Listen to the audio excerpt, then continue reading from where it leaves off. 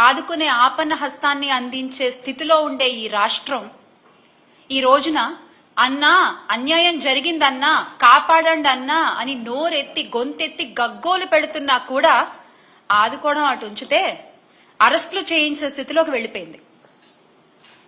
మొన్న తిరుపతిలో లక్ష్మి అనే ఆవిడ, మనందరికీ తెలుసు, జనసేన తిరుపతి ఇన్ఛార్జ్ అని చెప్పే కిరణ్ రాయల్ గారి వల్ల నాకు అన్యాయం జరిగింది, నాకు నయవంచన జరిగింది, నన్ను అతను వేధిస్తున్నాడు, నన్ను ఆదుకోండి అన్నా చంద్రబాబు నాయుడు గారు, పవన్ కళ్యాణ్ గారు అని అరిస్తే బయటకొచ్చి గొంతెత్తి అడిగితే కూటమి రాజకీయంతో పాటు పోలీసు వ్యవస్థ కూడా కలిసిపోయి ఆమెని జైలుకి పంపించే వరకు ఎవరు నిద్రపోలేదు. ఆ లక్ష్మి అనే ఆవిడ ఏ రాజకీయ పార్టీకి సంబంధించిన ఆవిడ కాదు. వివాదాలకు దూరంగా ఉంటూ భర్తను పోగొట్టుకుని పిల్లలతో జీవిస్తున్నటువంటి సగటు మహిళ. ఆమెకు జరిగిన అన్యాయాన్ని గుర్తెరిగి ఆమె బయటకొచ్చి దాని నుంచి బయటకొచ్చి మళ్లీ తన కుటుంబ జీవన పోషణ కోసం తనకు జరిగిన అన్యాయం నుంచి బయటపడితే తను ఆ కిరణ్ రాయల్కి ఇచ్చినటువంటి 1,30,00,000 తనకి తిరిగి వస్తే అది తన కుటుంబానికి ఉపయోగపడతాయి అని చెప్పి నమ్మి ఈ కూటమి ప్రభుత్వాన్ని సహాయం అడిగితే ఏం చేశారండి? మీరిచ్చిన తీర్పు ఏంటి? ఆవిడ అరెస్ట్. అంటే బహిరంగ సభల్లో అధికారులతో సమావేశాల్లో మీ మాటలు కోటలు దాటుతాయి. మహిళలకి ఏమన్నా అన్యాయం జరిగితే కడుపు రగిలిపోతుంది, కడుపు తరుక్కుపోతుంది. మహిళల safety is my utmost priority అని మాట్లాడినటువంటి గొంతులు ఈ రోజున ఎందుకు ఒక్క మాట కూడా మాట్లాడట్లేదు? మీ పార్టీ నాయకుడేగా. ఎందుకని? అంటే ఇవన్నీ మాటల వరకేనా? చేతల్లో ఇవేం కనపడవా? ఒక ఆవేశం, అదంతా ఏమైపోయింది? ఈ రోజున ఆవేశం అంతా ఏమైపోయింది?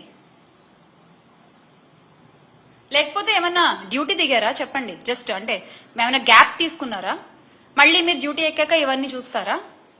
రాజకీయ ముసుగులో ఒక మహిళను వంచి మోసం చేసి, అంటే ఎంత సిగ్గు విడిచి ఆమె బయటకు వచ్చి ఇదంతా జరిగిందంతా చెప్పి 30 సవర్ల బంగారం తీసుకున్నాడు, మా అధికారి వస్తున్నాడు, 1,30,00,000 నాకు కావాలి అంటే అత్తగారి నుంచి వచ్చిన ధనాన్ని, నగదుని, బంగారాన్ని ఆ లక్ష్మి అనే ఆవిడ ఆయనకి ఇస్తే ఆయన ఈ రోజున మాట్లాడే మాటలేంటి? తిరిగి అడుగుతున్నందుకు గొంతు పిసికి చంపేస్తా, నీ పిల్లలు పెద్దవాళ్ళు అయ్యారని ధైర్యంతో మాట్లాడుతున్నావా, వాళ్ళ కాళ్ళు విరిచేస్తా, ఏ పోలీసు వస్తాడు, ఎవరు చూసుకుంటారు అని చెప్పి మాట్లాడే మాటలా?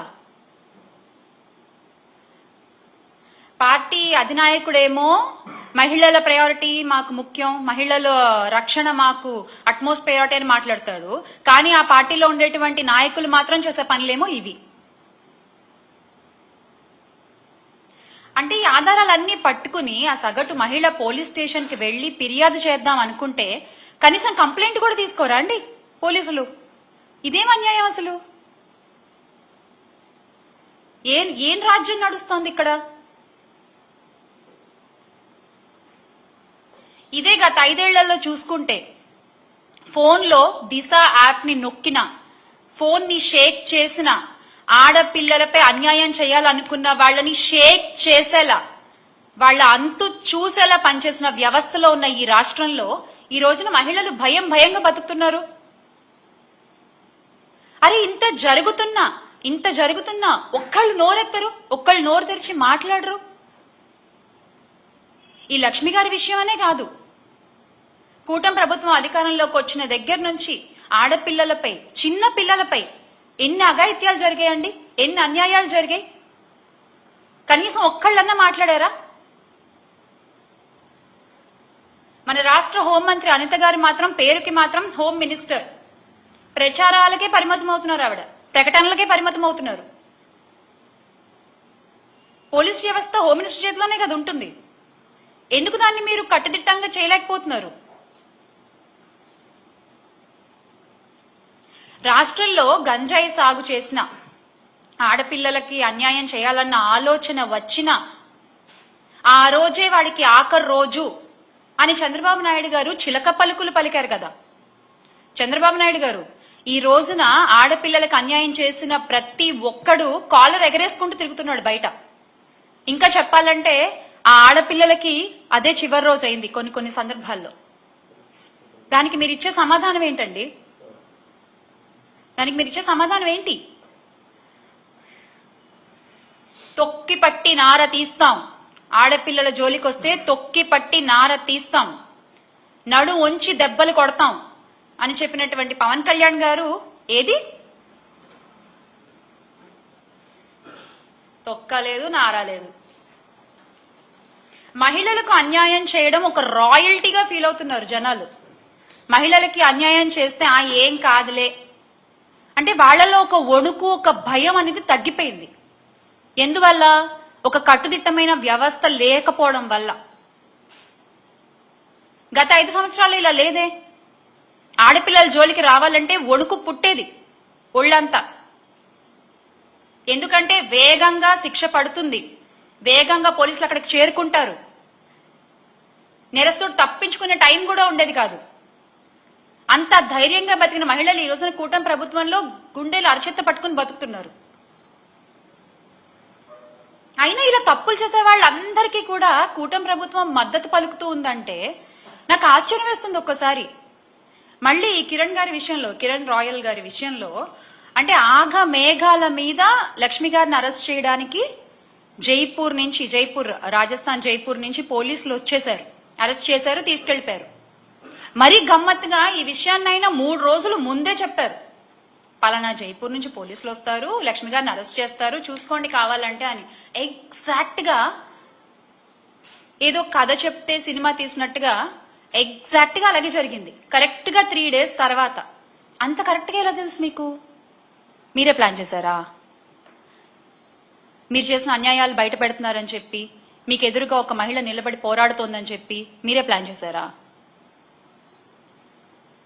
అంత ఆగమేఘాల మీద పక్క రాష్ట్రాల నుంచి మీరు అధికారులను తీసుకొచ్చి పని చేయించుకోగల సత్తా మీకుంటే, అంత పలుకుబడి మీకుంటే, సార్ ఆ పలుకుబడిని కొంచెం రాష్ట్ర ప్రయోజనాల కోసం వాడండి కదా, రాష్ట్ర మంచి కోసం వాడండి కదా. ఒక ఆడపిల్లకి అన్యాయం చేసిన వాడిని రక్షించడం కోసం మీరు ఆ పలుకుబడిని వాడేది కూటమి నాయకులు. ఒక ఆడపిల్లకి అన్యాయం చేసిన వాడిని రక్షించడానికి ఇంత పలుకుబడి వాడతారా? అదేదో రాష్ట్ర ప్రయోజనాల కోసం వాడుంటే ఎంతో కొంత మంచి జరిగేది కదా రాష్ట్రానికి.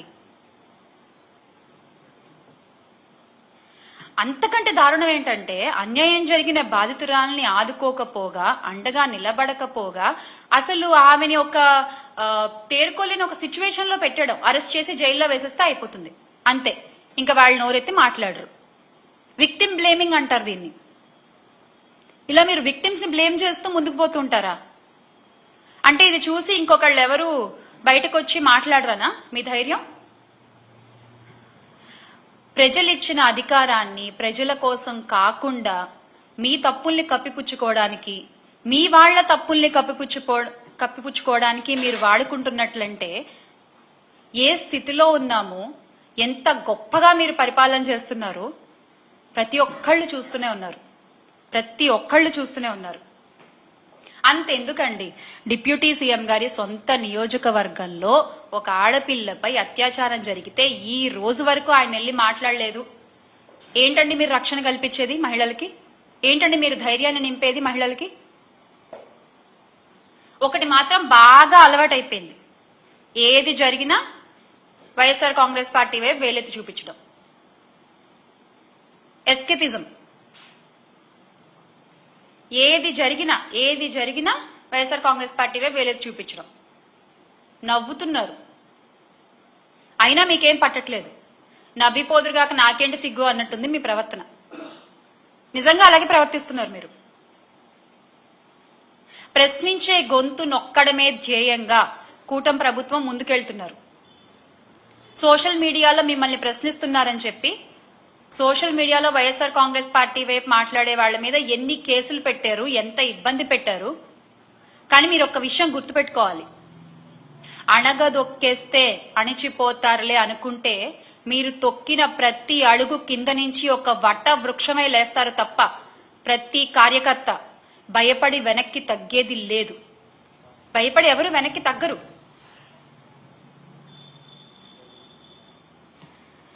లక్ష్మి గారి విషయంలో మళ్ళీ అంటే వాళ్ళ ఎందుకు చెప్తున్నానంటే ఇన్నిసార్లు ఒక మహిళ సరే ఆవిడ ఎటువంటి పరిస్థితుల్లో అయినా ఉన్న ఒక మహిళ ధైర్యంగా బయటకు వచ్చి నాకు ఈ అన్యాయం జరిగింది, నా భర్త బృందకుమార్ రెడ్డి 2021లో చనిపోయారు, ఆ తర్వాత ఆయన సన్నిహితుడు నాకు అండగా ఉంటా అన్నాడు, నా పిల్లలకు అండగా ఉంటానని నన్ను నమ్మబలికిచ్చాడు, నేను నమ్మి ఇంత డబ్బు ఇచ్చాను, ఇంత బంగారం ఇచ్చాను, ఈ రోజున అడుగుతుంటే ఏం పీకలేవు, నువ్వు నా వెంట్రుకు కూడా పీకలేవు, చంపేస్తా, ఇంకా నేను కొన్ని పదాలు మాట్లాడలేకపోతున్నాను, అటువంటి దుర్భాషలాడి అటువంటి భాషని ఉపయోగించి ఒక మహిళపై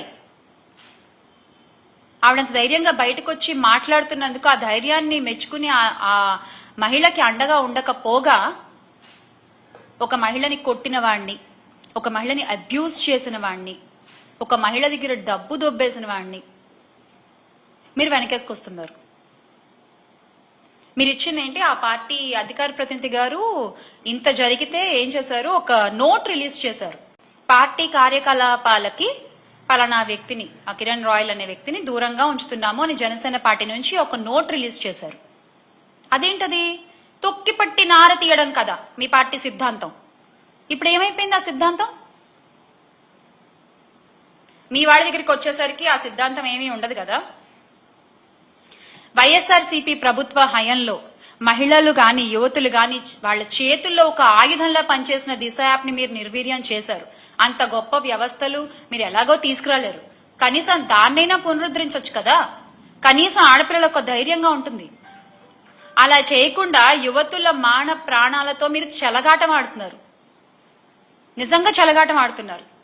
రాష్ట్రంలో శాంతి భద్రతలు క్షీణిస్తున్నా నిత్యం వాటిని డైవర్షన్ పాలిటిక్స్ తో కవర్ చేసుకుంటూ ప్రతి నెల ఒక్కొక్క టాపిక్ దొరుకుతుంది మీకు భలే. అసలు జరిగే అన్యాయాల్ని కవర్ చేయడానికి, జరిగే అన్యాయాల్ని డైవర్ట్ చేయడానికి, మీకు అనుకూలంగా ఉండేటువంటి పచ్చ మీడియాల్లో వాటిని యథేచ్ఛగా ప్రచారం చేయడము, ప్రజల్ని నమ్మించే ప్రయత్నం చేయడము. అంటే చట్టం అనే ఒక కనీస గౌరవం కూడా లేకుండా మీరు ముందుకు దూసుకుపోతున్నారు, అన్యాయాలు అరాచకాలు చేసుకుంటూ, అత్యాచారాలు చేసే వాళ్ళని వెనకేసుకొస్తూ. అందుకే ఎవరన్నా ప్రశ్నిస్తుంటే కూడా చంద్రబాబు నాయుడు గారు అది సహించలేని ఒక స్థితిలో ఉన్నారు. ప్రజల దగ్గర ఇన్ని ప్రశ్నలు ఉన్నాయి, ఈ రోజున ఇన్ని ప్రశ్నలు ఉన్నాయి ప్రజల దగ్గర. సరే సూపర్ 6 హామీలు అంటామా, అవి పక్కన పెట్టండి, అవి కాకుండానే ఇన్ని ప్రశ్నలు ఉన్నాయి. వాటన్ని ప్రజలు అడిగితే ఈ రోజున సమాధానం చెప్పే స్థితిలో చంద్రబాబు నాయుడు గారు ఉన్నారా? కూటమి ప్రభుత్వం ఉందా?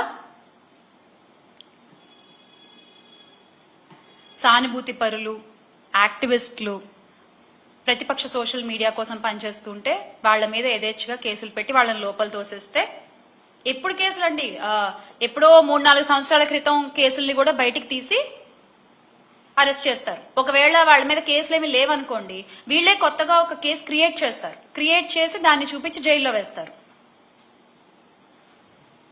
ఎన్నికల్లో ఇచ్చిన హామీలు గాలి కొదిలేయడం, ప్రతి నెల ఇలా ఏదో ఒక వంకతో ఏదో ఒక ఇష్యూతో డైవర్షన్ పాలిటిక్స్ చేయడము, తమ వైఫల్యాలన్నిటినీ గత ప్రభుత్వాన్ని పేరు చేర్చి ప్రజల ముందు ఏదో కొత్తగా ఒక కొత్త అబద్ధాన్ని చెప్పే ఒక ప్రయత్నం చేయడం,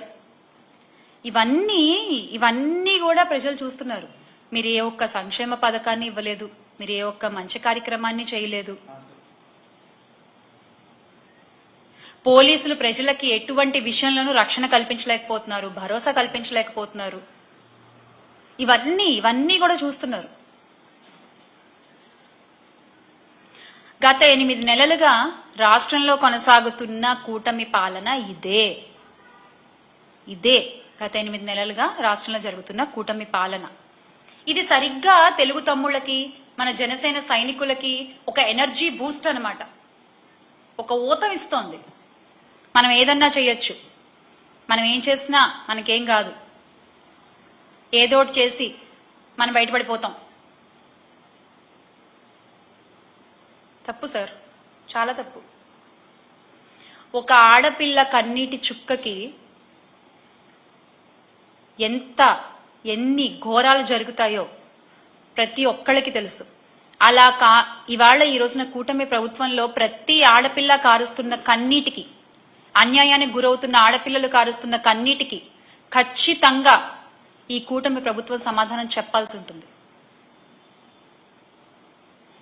ఇవన్నీ చూస్తూ కూడా అంటే ఎంత డైవర్ట్ చేసినా, ఎంత మీరు పచ్చ మీడియాలో మీకు అనుకూలంగా ప్రచారాలు చేసుకున్నా, ప్రచారాలతో ఎక్కువ రోజులు నడపలేరు కదా ప్రభుత్వాల్ని. ప్రచారాలతో ఎక్కువ రోజులు నడపగలరా ప్రభుత్వాల్ని? లేదు కదా. మళ్ళీ ఖచ్చితంగా ఆంధ్ర రాష్ట్ర ప్రజలు ధైర్యంగా తిరిగే రోజులు వస్తాయి. ఆడపిల్లలు, మహిళలు ముఖ్యంగా కన్నీరు కార్చే రోజులు త్వరలోనే పోతాయి. మళ్ళీ ఆంధ్ర గొప్పగా మారుతుంది. Make Andhra great again with Jagan అన్న. జై జగన్. ఆ ధైర్యం నింపడానికే ఇవాళ నేను మీ ముందుకు వచ్చి మాట్లాడుతున్నాను.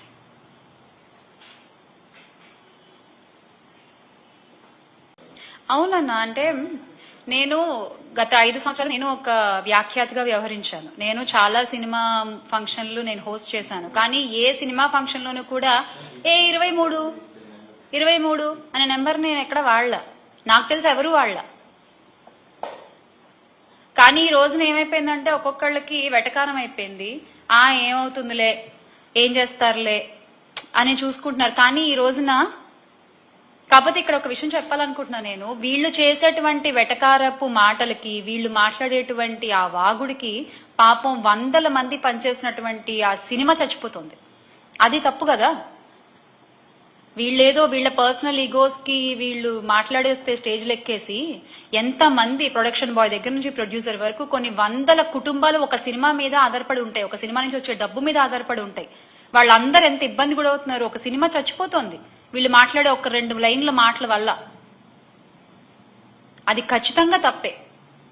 ఎండ్ ఆఫ్ ద డే సినిమాని సినిమాలాగా చూడాలి, సినిమా బతకాలి, దానివల్ల కొన్ని కుటుంబాలు బతకాలి. ఒక సినిమా ఇండస్ట్రీ నుంచి వచ్చిన అమ్మాయిగా నేను కోరుకునేది అదే. దయచేసి ప్లీజ్ ఎవరు సినిమా వేదికలపై రాజకీయాలు మాట్లాడకండి. ఇదొక రిక్వెస్ట్.